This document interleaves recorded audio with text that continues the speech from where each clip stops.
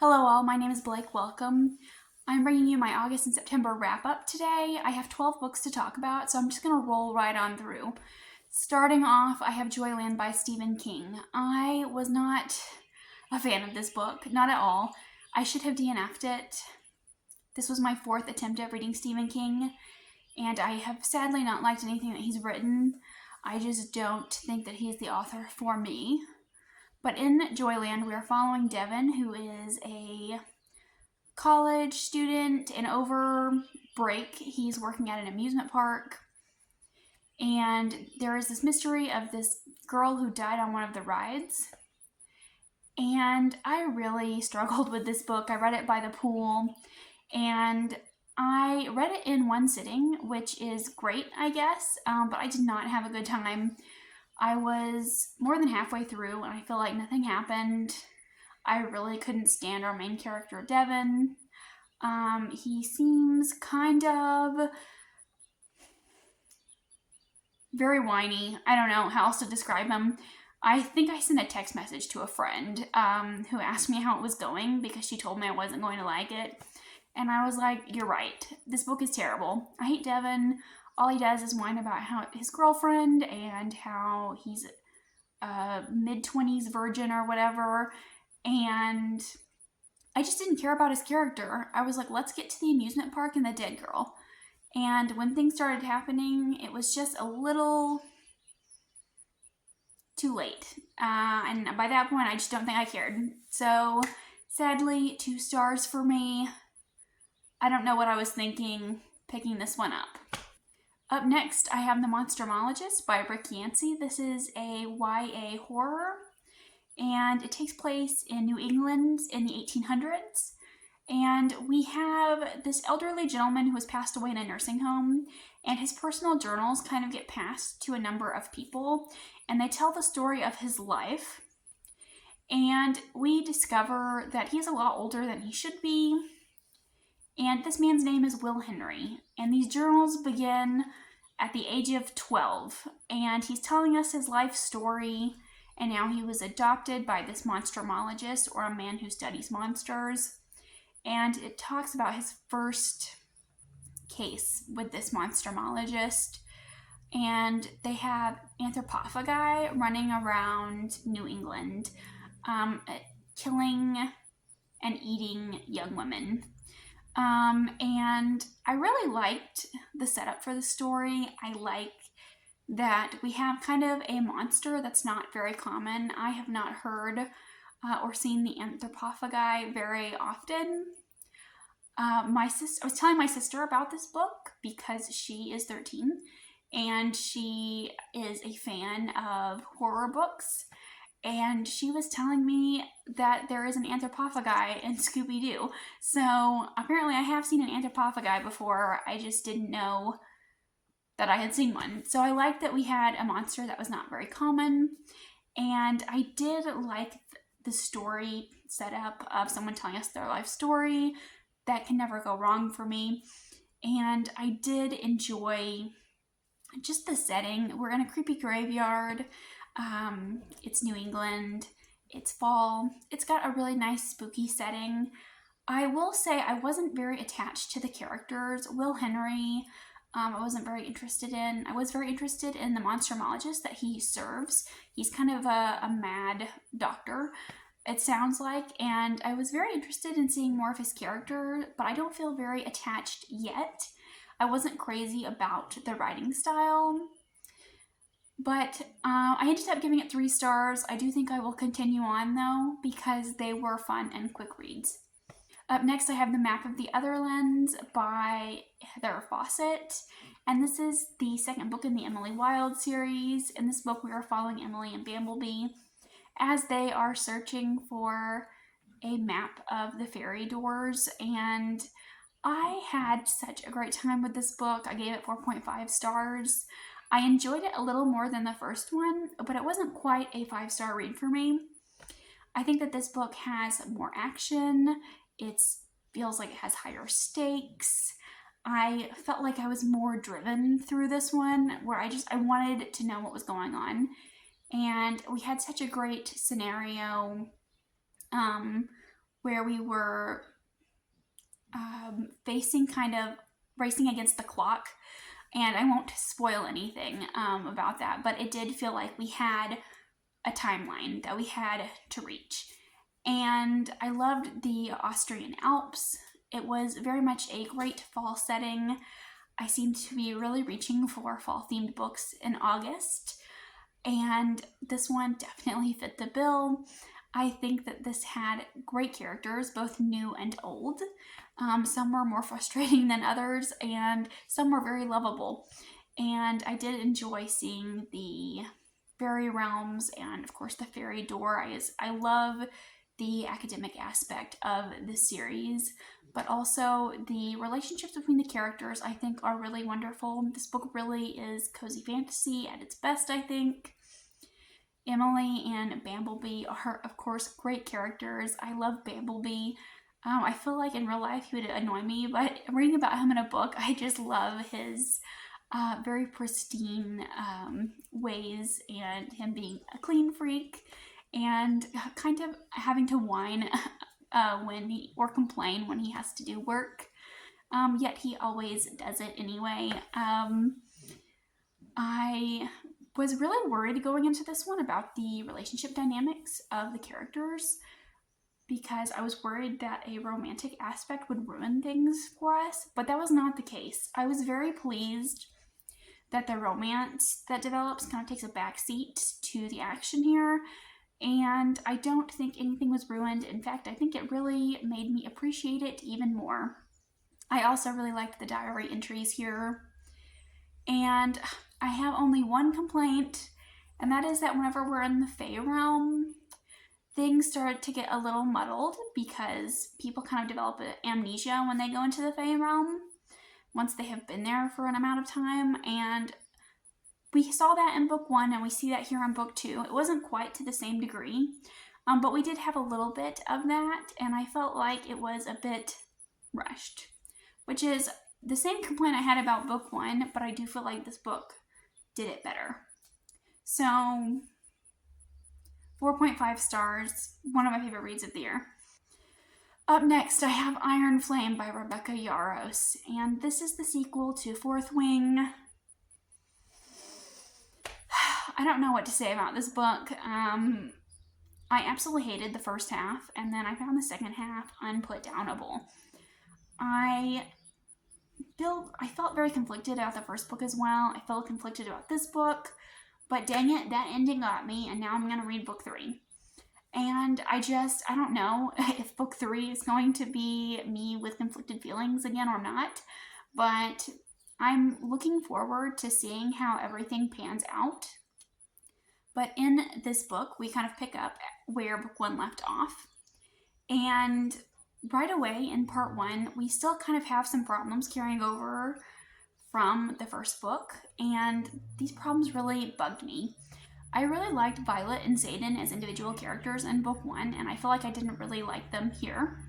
I found their relationship to be very frustrating, and I just felt really angry because they didn't really feel like themselves. They didn't feel like individual characters without being in a relationship, which definitely annoyed me. Violet's very angry with Xaden because he is keeping secrets to keep her safe, and she's really mad about this, but I feel like the reason why he's keeping secrets is really reasonable, like it makes sense. And she keeps telling him that they can't have a relationship because he doesn't trust her with information, but whenever he does reveal information to her, she immediately gets all suspicious and she kind of backs off a bit and acts like she doesn't trust him. And it doesn't make sense to me. I thought it was terrible the way it was done. Basically, the majority of this book is miscommunication between these two characters. And I don't want to read adult romances where characters are miscommunicating with each other. That is my least liked trope of all time. No miscommunication. I don't want to hear about it. And we also had the jealous ex-girlfriend trope come up in here, and I wasn't a fan of that either. I feel like there were a lot of sections of this book that could have been cut out, because I don't think this book needed to be 800 pages. But I will say, once we got to part 2, things really started to pick up. We had griffins, and we are learning more about the world, and there's this rebellion brewing, and we learn more about the magic system. There's a fly in here. Sorry if you can't see it. I'm just like waving at the air. And the dragons are just kind of like vehicles for them. It bums me out because I wish that the dragons were a bigger part of the book, but they're not. And I want them to be so badly. But then at the end, we have some very exciting things happen in the plot, and I really want to know. I have a lot of theories. I buddy read this with a friend, and like this book allowed us to have a lot of discussions, whether we were hating on the characters or making theories or predictions for the next book. It was a really great book to buddy read. And I think for that reason, we will continue buddy reading the rest of the series together, even if they're books that we don't necessarily like. Because I had mixed feelings, and she also had mixed feelings, and I gave it 3 stars. And in the Holly Library by K.A. Linde. And in this book, we're following a young woman who is a thief, and she has been tasked with this assignment to steal from this man's library. And this man catches her, and he tells her that he will let her go and not punish her if she will steal something for him. And she kind of gets caught up in this world of magic and monsters, because there are monsters running loose in this world, and this man may or may not be a monster himself. So we have that aspect. I feel like the world building and the magic system in this book were very surface level. I feel like this is a very generic new adult fantasy romance. It hits all the same plot beats as other new adult fantasy romances do. There was nothing really special or new here. So the plot wasn't plotting for me. The characters weren't that great. The world, the magic system felt really underdeveloped, and I didn't really have a whole lot of thoughts. And I felt like I've just seen it so often, and I feel like I've seen it done better. So unfortunately, this one was a miss for me, sadly. Next, I have Divine Rivals by Rebecca Ross. And in this book, we follow Iris and Roman, who are living in the city, and they both work at this newspaper, and they are competing for a full-time position at this paper. And in this world, there is currently a war amongst the gods going on, and Iris and Roman have both lost a lot in their personal lives. Iris's brother has gone to war, and he has been missing and presumed dead, and she and her mom are really struggling and having a hard time getting by. And we have Roman, who is also struggling, even though he's from a wealthy family. To cope with the loss of her brother, Iris has been writing letters with this typewriter, and she folds them up and puts them in the wardrobe. And these letters are getting magically transported to Roman, and he has been responding. And Roman knows that Iris is the one writing him, but Iris doesn't know that Roman is the one writing her. So we have this god war, we have these magic letters, and I loved this book to pieces. I found it incredibly refreshing. It feels very dark in tone. It feels very bleak because there is war that's kind of hanging over everyone's life, and we see the struggles that people are facing in their everyday life, and they have lost a lot, but there's still such a sense of hopefulness, and there's still just like this flicker of brightness, and they're looking forward to things even in the midst of war. And I found it really emotional, really beautifully written, and I was feeling just incredibly emotional and hopeful at the same time while reading it. I will say at the end of this book, Iris did make some decisions that made me really irritated and frustrated.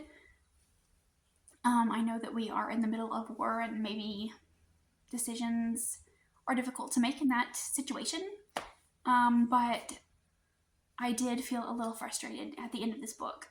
but I am really looking forward to book 2 and seeing where we go from here, because I was really sad at the end. And I'm hoping that things get cleared up for the better in book 2.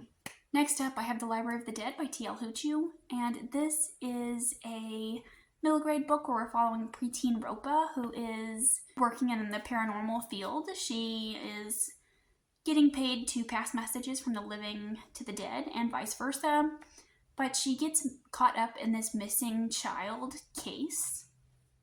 And I really liked the first half of this book. I loved kind of Ropa's character.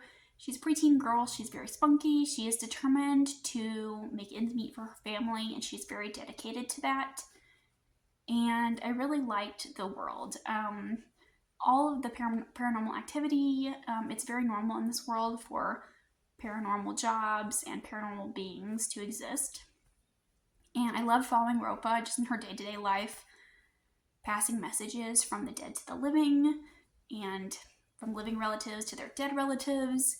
It was a very cool concept, and Ropa has to play music in the right key to hear the ghost, and every ghost is like in a different key. It was a very cool concept. I love the magic system, and I feel like I went into this book with very different expectations because it's called The Library of the Dead, and there is a magical library in here, but it's not really very present very much. And I thought that was kind of surprising. And I loved seeing the library, but it was not as present as I thought it would be. And then in the second half of this book is kind of where things started to lose me a bit. I feel like I was not as interested in the missing children case. And I feel like we had some magic introduced in that second half as well. And I feel like it was all just a bit too much at once. I think we just bit off more than we could chew. And I feel like there was just a little too much going on, and things felt a bit rushed in the second half. Now, getting into my September reads, I am participating in the Spooky Readathon created by Covers with Cassidy. This goes from September through November. And it's a go at your own pace kind of readathon where you have to meet certain prompts. And most of the books I read in September, I read for this readathon. Up first, I have Nothing But Blackened Teeth by Cassandra Khaw, and in this one, we are following a group of friends as they are heading to a wedding party, and they are staying in this haunted Japanese mansion. And this is a novella, so that's all I can reveal about this one. I wish I had read reviews going into this. I thought it had really good reviews. I thought it had really high ratings. That seems to be not the case. I wish I had investigated more before picking this one up, because I think I would have known that it is not for me. But in this book, we are following this group of friends, but really they're more like frenemies. They have all dated each other, they've all slept with each other, they want to sleep with each other. They have a long and complicated history, and most of this book is focused on them loving / hating everyone simultaneously.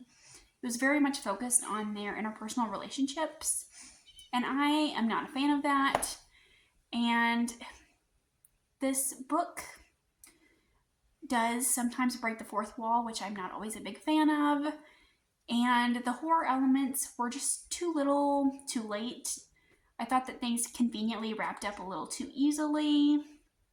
And I feel like it was very obvious the direction it was going to go in from very early on in the novella. And I was just not a fan, and I gave it 2 stars.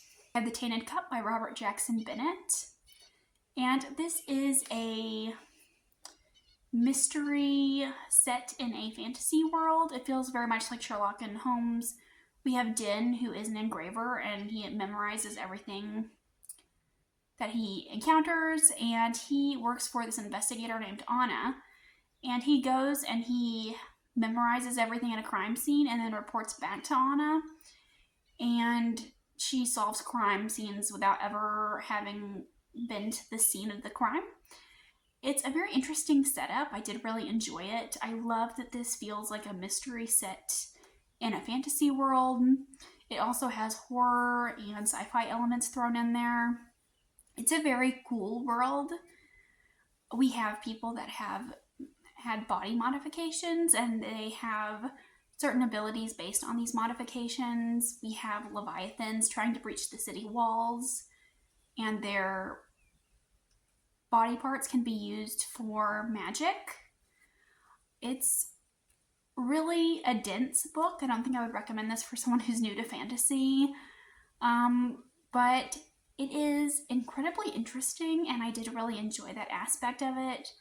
I was a little hesitant going into it because I wasn't sure that I was going to like that aspect, but I've heard amazing things about it, and like everyone has given it 5 stars. I didn't quite give it a 5 stars. I ended up giving it 4 stars due to the fact that it did feel a little monotonous there in the middle, and we are following Din, but Din doesn't feel like the main character. I feel like I wasn't quite as invested in these characters. I feel like I was more interested in Anna. But maybe what makes her so interesting is that she is such a mystery to us. And I did really like that aspect. I'm hoping that we learn more about Din and Anna in book 2, and that we continue to emotionally grow attached to them. And I'm very interested in the world, and I hope that we get to explore more of that as well. Next, I have Butcher of the Forest by Premee Mohamed, and this is a novella where we follow an elderly woman who has to go into this cursed forest and find 2 missing children. And in this book, we have this setup that feels like a grim fairy tale, and we have these horrifying creatures and kind of these cosmic horror elements, and we have kind of this question of, are the monsters in this forest the real monsters, or are the monsters the people living in this kingdom?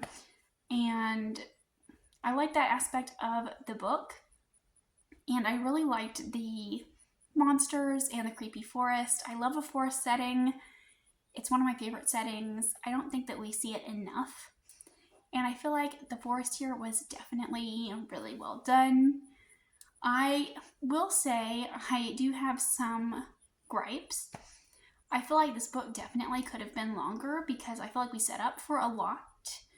And then it is a novella, so things happen really quickly. I feel like this could have been a full-length book with all the things that we see in this. And my ebook was just like walls of text. It didn't have like chapters or very many page breaks. It was just like a wall of text. And that kind of pulled me out of the story a bit. But I ended up giving this one 3 stars. I had a great time. I will be checking out other things by this author. I will say also that this book had a rather unexpected ending that I enjoyed. But the writing style was very flowery. It felt a little too much at times for me. I'm not always the biggest fan of flowery writing. Next up, I have The Hexologist by Josiah Bancroft, and I gave this one 5 stars. In this one, we are following Iz and Warren, who are a married couple who investigate unusual crimes, normally involving magic. They are hexologists, and in the start of this book, the crown comes to them secretly because the king is trying to bake himself into a cake, and they believe that magic is somehow involved. I was immediately sold on this book. I love Warren Iz and their relationship. I love that they kind of have reversed gender roles. I think that this feels like a great cozy fantasy, and it feels so weird and so whimsical, and it's just such a great time. There's a dragon with glasses and an immortal goat. It's just... oh, and there is a flock of crows following them. The world building in this is very excellent as well. I really like the setting. It feels like it is kind of a Victorian-esque setting, but with magic. And I think that one of Josiah Bancroft's greatest strengths are the worlds he creates. And that's no different here. Even though this book is only 300 pages, we do get quite a bit of world building. And he just has so many little nods throughout the book to the world. I think it's really wonderful. For example, there is pollution in this world from the factories that use dish. So they have carp snow that rains down over the city, and it's like fish scales. Just little details like that he put in that made this book feel so much more real to me. And we have moments where we are in graveyards, in roofs. There are tentacled monsters, and there are like worm-like creatures in a shadow realm. We have a lot of great moments like that here. And I read it in one sitting, couldn't put it down. I just flew through it. I will say this book, around the 75% mark, may be a little off-putting to people because the mystery, they think they've solved it and they're like, wait, there's more. And then they think they've solved something and they're like, but wait, there's more. So it does kind of have like that false ending, like Lord of the Rings, that I know some people don't like. So just a warning there. And the writing in this feels very posh, very formal, like it fits the Victorian-esque setting. I did have to Google a couple of words, and I feel like if you've read Sinless Sins, you'll know what I'm talking about here, but I think that's just the way Josiah Bancroft writes, so it might take some time to get used to the writing and get into the world. Last up, I have Gods of Wyrdwood by R.J. Barker, and in this book we're following Khaw, who is supposed to be the Khaw of this world, and he was taken from his home when he was very young. And he was supposed to be this chosen one that was supposed to rule for their god, and he ended up not being the chosen one. So now he lives as a forester, and he lives a very quiet life, and he lives in solitude, away from everyone else. He no longer believes in the gods, and he has a special connection to the forest. But through some events, he is kind of forced to get back into being involved in the politics of this world, even though he doesn't want to. And that is the setup for this book. There is a lot more to it than this. This book is quite dense. It really just throws you in without any knowledge of the world. So do be cautious of that if that's not something you're a fan of, because the author really doesn't hold your hand. You're just thrown in like you know. And so it did take me some time to get comfortable in this world, to get everything down, but once I did, I was hooked. I again love a forest setting, and there are 3 different forests in this world, with Wyrdwood being the weirdest and the most bizarre of these. And we have Khaw, who's kind of forced to go into these forests, and it really felt like Avatar, like the Blue People Avatar. I could see this fitting into a movie like that, because the forest does remind me of that. And we have, glowing lights in the trees. It feels very Lovecraftian. We have monsters with tentacles and lots of teeth and lots of eyeballs. It does have like a slight horror element to it. And seeing the various characters and how their lives intertwine, and we see Khaw kind of having to take on this bigger role that he doesn't want. I did really enjoy that. I loved following his path as a reluctant hero, as the last 200 pages were very action-packed, and I'm really looking forward to knowing more about this world. We have a very interesting villain as well. She is very power-hungry, and she has a very toxic and abusive relationship with her son, and she wants him to become the next Khaw or ruler for the gods, and she'll do anything to make that happen, and I really enjoyed that aspect as well. Those are all the books that I read in August and September. Let me know if you've read any of these. Let me know what spooky books you've been reading lately, because I would love to know. And I'll see you again with another video soon. Bye.